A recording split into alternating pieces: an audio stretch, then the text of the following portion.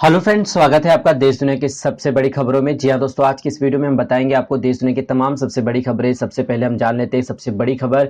आज से बदल जाएंगे फाइनेंस और इंश्योरेंस से जुड़े 5 बड़े नियम, जानेंगे इस वीडियो के अंदर। अगली खबर निकल के आ रही, मानसून 2020 में पिछले 5 सालों का सबसे सूखा गया जुलाई महीना। जी हाँ दोस्तों, जानेंगे इस खबर को भी विस्तार से।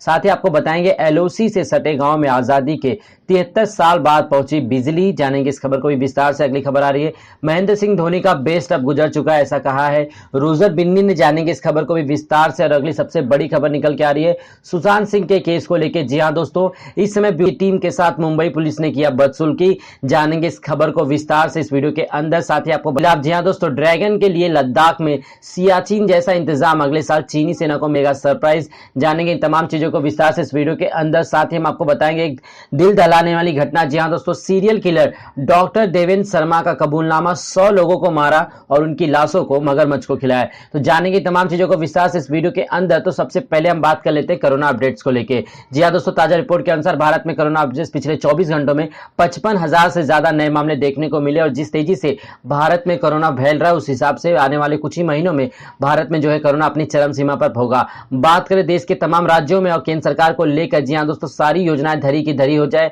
चाहे ताली बजाओ हो, चाहे थाली बजाओ, चाहे दिया जलाओ हो, इन तमाम चीजों से कोरोना पे कोई भी असर देखने को नहीं मिला। जब देश में हालात 500 कोरोना के पेशेंट पाए गए थे तो उस समय लॉकडाउन था, और जब कोरोना इस समय 16 से 17 लाख के करीब पहुंच चुका है, उसके बावजूद भारत में लॉकडाउन के बजाय अनलॉक 3.0 स्टार्ट कर दिया गया और किसी भी प्रकार की कोई भी सहूलियत गरीबों को नहीं दी गई। लोग भुखमरी का शिकार हो रहे हैं, काफी लोग। जी हां दोस्तों, अगर संख्या में बात करें तो लगभग 10 करोड़ लोगों की रोजगार जा चुके इस लॉकडाउन में, और सरकार कहती है कि इनके खिलाफ, जी हां दोस्तों, कार्रवाई की जाएगी जो जिन्हें नौकरी से निकाला गया। लेकिन तमाम चीजें जो है धरी की धरी रह गई। चाहे गृह मंत्रालय के द्वारा दी गई नोटिस हो, उसे भी वापस ले लिया गया, जिसमें कहा गया था कि तमाम लोग जिनको भी रोजगार इस समय यानी कि अपने घरों पे बैठे 3 महीने का उन्हें पूरी सैलरी दी जाएगी। लेकिन बाद में गृह मंत्रालय ने अपना नोटिस खुद ही वापस ले लिया।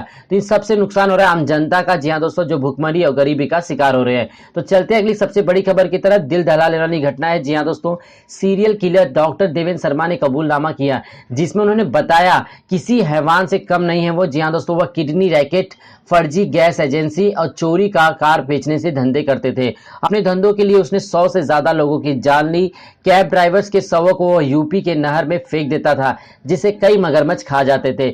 डॉक्टर जैसा पेशे में रहकर लोगों को बेरहमी से मारने वाले हैवान देवेंद्र शर्मा के बारे में और भी चौंकाने वाली जानकारी मिली है। उन्होंने कबूल किया कि 50 कत्ल के बाद वह मर्डर्स की गिनती भूल गया था।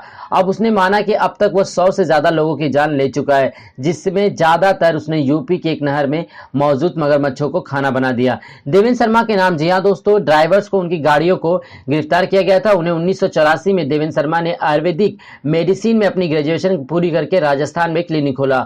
फिर 1994 में उसने गैस एजेंसी के लिए कंपनी में 11 लाख का निवेश किया, लेकिन कंपनी अचानक गायब हो गई। फिर नुकसान के बाद 1995 फर्जी गैस एजेंसी खोल ली। शर्मा ने गैंग बनाया जो एलपीजी सिलेंडर लेके जाते ट्रकों को लूटा लेता था। इसके लिए वो लोग ड्राइवर को मार देते थे और ट्रक को कहीं ठिकाने लगा देते थे। इस दौरान उसने गैंग के साथ मिलकर करीब 24 मर्डर किए। फिर देवेंद्र शर्मा किडनी ट्रांसप्लांट गिरोह में शामिल हो गया और उसने 7 लाख प्रति ट्रांसप्लांट के हिसाब से 125 ट्रांसप्लांट करवाए। तो आप देख सकते हैं दोस्तों किस प्रकार एक डॉक्टर इस हैवान जैसे काम में को अंजाम दे रहा था। चलते हम अपनी अगली खबर की तरफ, जो निकल के आ रही सुशांत सिंह राजपूत केस को लेकर एक बार फिर से माहौल गर्माता हुआ नजर आ रहा है।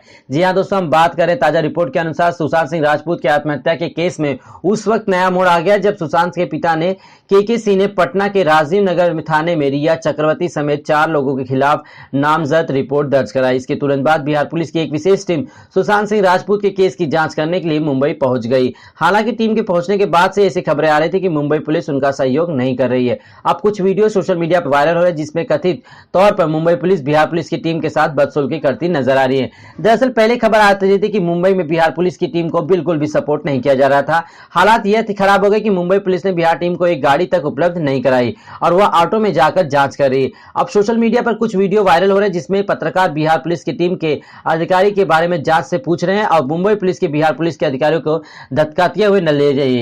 तो दोस्तों, ये बहुत ही शर्मनाक घटना है कि हमारे ही देश में, जी हां दोस्तों, जहां पे केंद्र सरकार का इस प्रकार से जो है निरादर किया जा रहा है कि एक राज्य की पुलिस दूसरे राज्य में इस प्रकार का अपमान झेल रही है। सोशल मीडिया पर वायरल हो रहे वीडियो में पत्रकार भी मुंबई पुलिस के अनप्रोफेशनल रवैये पर सवाल उठाते नजर आए। वीडियो में पत्रकार ने कहा कि हालांकि भुयार पुलिस के अधिकारी किसी मामले में आरोपी नहीं है जो इन्हें इस तरह की गाड़ी में डालकर ले जाया जा रहा है। बावजूद इसके मुंबई पुलिस पत्रकारों को पीछे कर गाड़ी का गेट बंद कर देती है। हालांकि वीडियो की पुष्टि नहीं हो पाई है।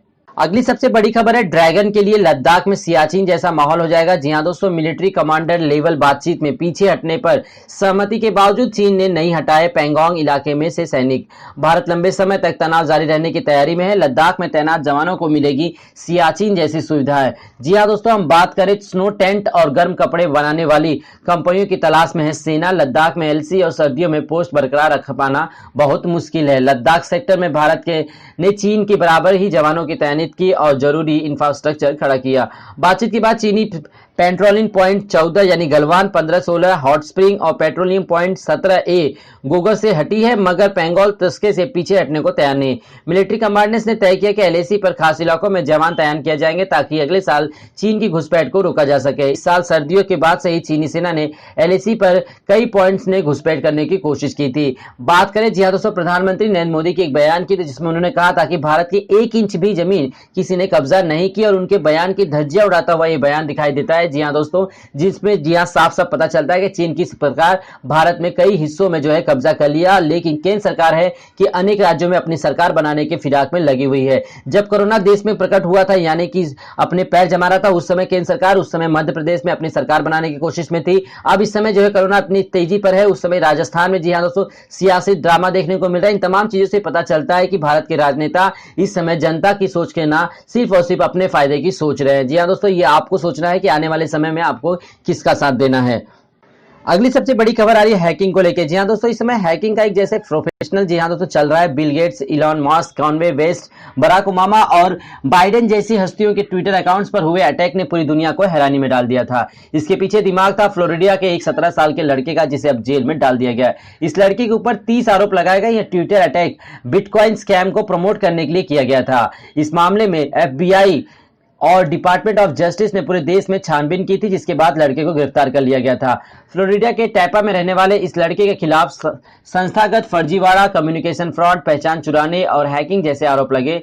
हिस्बरो स्टेट अटॉर्नी ऑफ वॉरेन ने एक पत्रकार कॉन्फ्रेंस में कहा कि उन्होंने इस लड़के को हमले का मास्टरमाइंड बताया। स्टोन अटॉर्नी ने बताया कि बिटकॉइन से $1 लाख एक दिन में कमा लिए। जी हां दोस्तों, वारेन ने यह भी कहा कि भले ही अपराध मशहूर लोगों के नाम पर किया गया हो, लेकिन उसका मकसद आम लोगों से चोरी करना था। बाद डिपार्टमेंट ऑफ जस्टिस ने ब्रिटेन के 19 साल के जॉन शेपर्ड और ऑरलैंड नीमा के फजीली को इस काम में मदद करने के आरोप में गिरफ्तार किया। वहीं पूरी जांच और कार्रवाई तेजी से करने के लिए ट्विटर ने अथॉरिटी की तारीफ भी की। तो फ्रेंड्स, अगर आपका भी फोन है, जी हां दोस्तों आप एंड्रॉइड यूज करते हैं या आईओएस यूज करते हैं, तो उसमें खतरा रहता है हैकिंग का। आपके बैंकिंग के सारे डिटेल्स ले लिए जाएंगे, इसलिए किसी प्रकार की ओटीपी किसी के साथ शेयर मत कीजिए, बिल्कुल भी नहीं। जी हां दोस्तों, कब आपका फोन हैक हो जाए आपको खुद ही नहीं पता चलेगा। तो चलते हैं हम अपने अगली खबर की तरफ। जो खबर आ रही है, जी हां दोस्तों, एलओसी से सटे गांव में आजादी के 73 साल बाद पहुंची बिजली। कश्मीर में एलओसी से सटे गांव में केंद्र की सरकार ने कराई बिजली की व्यवस्था। अब तक लोग सोलर पावर या जेनेट्स के जरिए बिजली की व्यवस्था करते थे। भौगोलिक स्थितियों के कारण देश भर में कट रहा है नियंत्रण रेखा से सटा ये इलाका। 33 केवी के पावर स्टेशन के जरिए अब उच्च पर्वतीय क्षेत्र के इलाके में भी होगी बिजली की सप्लाई। साल के 6 महीने भारी बर्फबारी के कारण देश से कटे रहने वाले कश्मीर के 3 गांवों की आजादी के 73 साल बाद अब बिजली मिल सकी। पाकिस्तानी गोलाबारी के कारण साल के कई मौके पर तनाव के साए में रहने वाले इन गांव में अब उम्मीद है कि बल्ब जलने की तैयारी है। वहीं 14,000 फीट की ऊंचाई पर रहने वाले इस इलाके में अब तक लोग सोलर पावर या जेनेट्स के जरिए बिजली की व्यवस्था कर पाते थे, लेकिन अब यहाँ पे इलेक्ट्रिफिकेशन होने के साथ ही पावर सप्लाई का रास्ता सुनिश्चित हो गया। तो ये बहुत ही अच्छी खबर है। जी हाँ दोस्तों, देश का एक हिस्सा जो बिना किसी बिजली पानी के जी हाँ दोस्तों 73 सालों से था, तो आप समझ सकते हैं कि वहां की समस्या कितनी गंभीर होगी। चलते अगली सबसे बड़ी खबर निकल के आ रही मौसम विभाग से। जी हाँ दोस्तों, पिछले 5 सालों का सबसे सूखा रहा जुलाई। अब बोला जा रहा है कि सितंबर महीने में होगी जम के बारिश। जून में धमाकेदार शुरुआत की, लेकिन जुलाई में स्लो हो गया मानसून। औसत से 10% कम हुई बारिश। पिछले 5 सालों का सबसे सूखा जुलाई गया। मौसम विभाग ने अपडेट किया कि बुलेटिन अब सितंबर में भारी बारिश का पूर्वानुमान है। पिछले साल भी सितंबर में जमकर बरसे थे बादल, कई हिस्सों में आ गई थी बाढ़। जी हाँ दोस्तों, मौसम विभाग की चेतावनी के आने वाले कुछ दिनों में बहुत ही तेज बारिश होने की उम्मीद की जा रही है। तो चलते हैं दोस्तों अपने अंतिम पड़ाव में, यानी कि स्पेशल ट्रेनों के बारे में। देश में इस समय त्योहारों का सीजन चालू हो चुका है और और एक बार फिर से लोग एक जगह से दूसरी जगह जाने के लिए तैयार हो चुके हैं, लेकिन सोशल डिस्टेंसिंग का पालन करते हुए, क्योंकि कोरोना अभी तक देश से नहीं गया है। इसके मद्देनजर सरकार ने बहुत ही बड़ा फैसला लेते हुए कहा कि जिन जिन रूटों पर सबसे ज्यादा गर्दी देखने को मिलती है उन रूटों पर एक नई नई स्पेशल ट्रेनें चलाई जाए, ताकि लोग सोशल डिस्टेंसिंग के साथ अपने घरों से बाहर निकल सके और अपनी यात्रा को सुखद बना सके।